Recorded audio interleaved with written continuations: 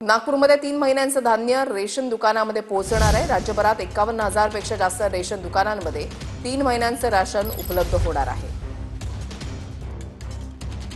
Middle ईस्टमध्ये युद्धाचं वातावरण आणखी तापलं तर त्याचे परिणाम, गंभीर परिणाम भारतावर होऊ शकतो।